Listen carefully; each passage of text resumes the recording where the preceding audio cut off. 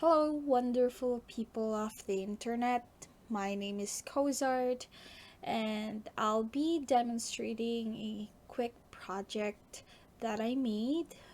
It's the Game of Life done in open frameworks in C++.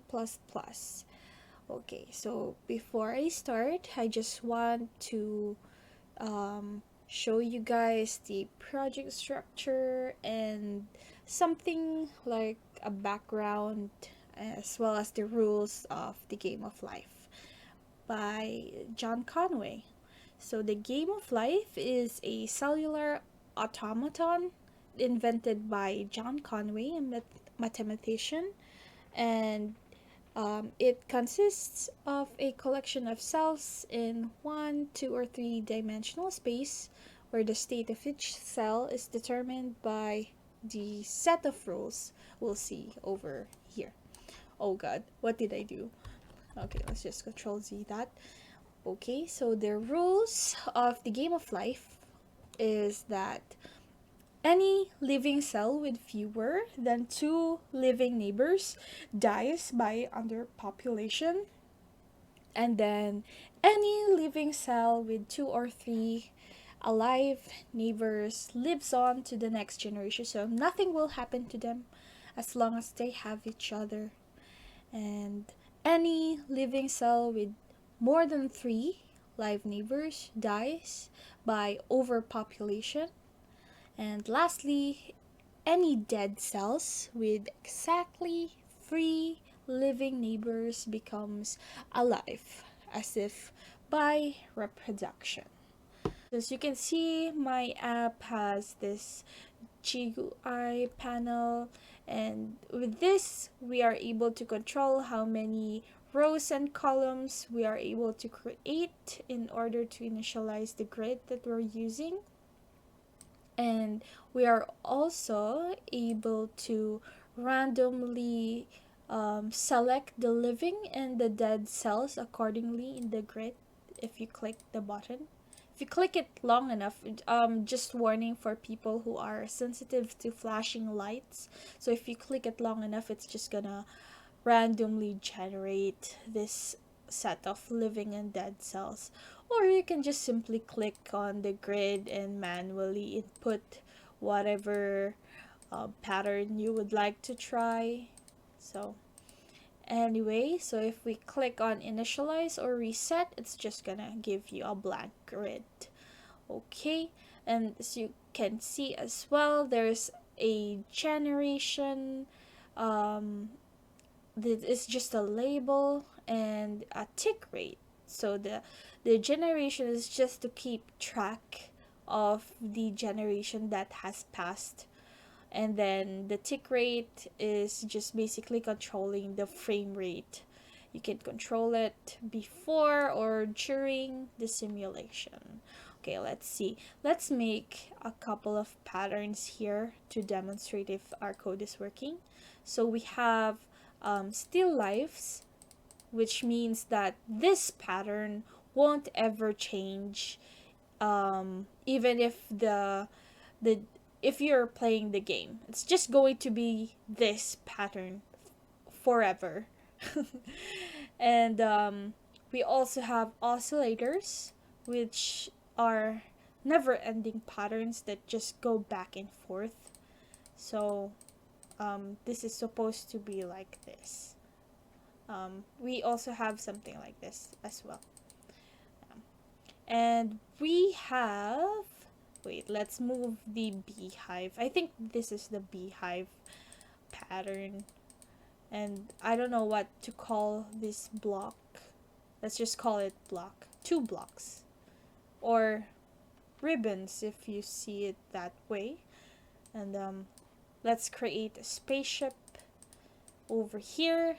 And spaceships are like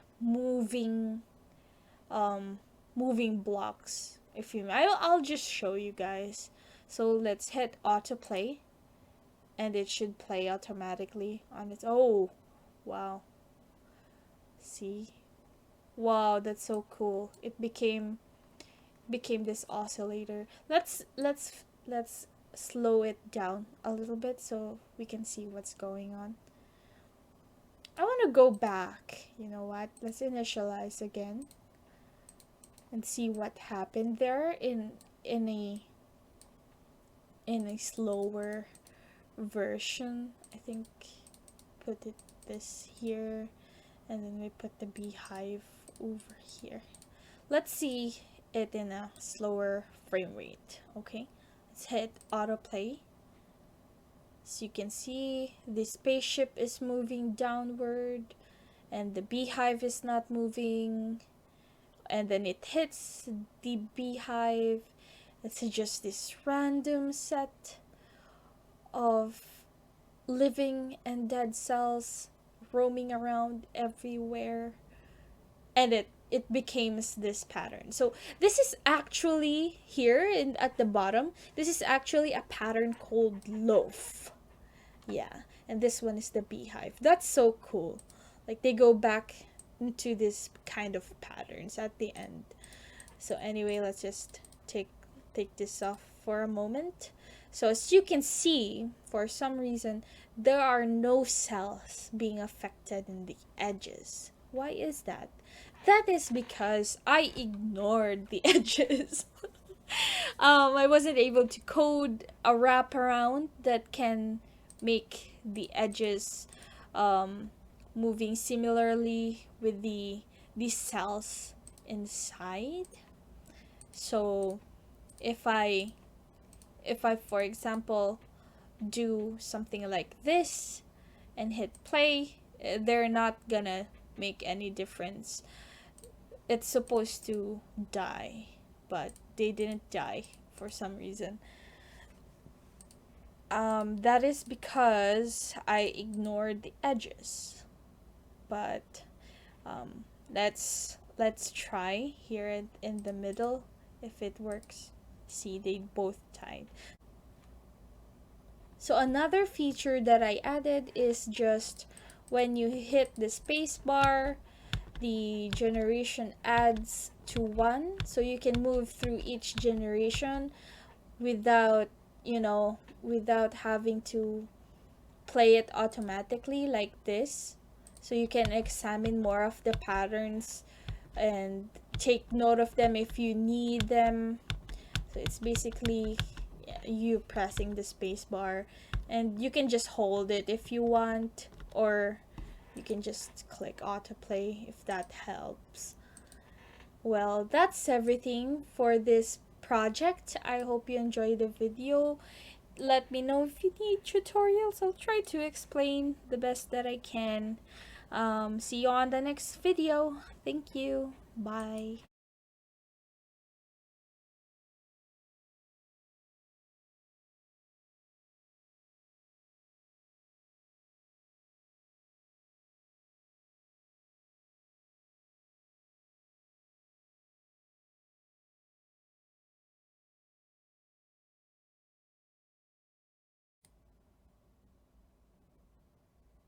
We did it! I did the pentadeclathon.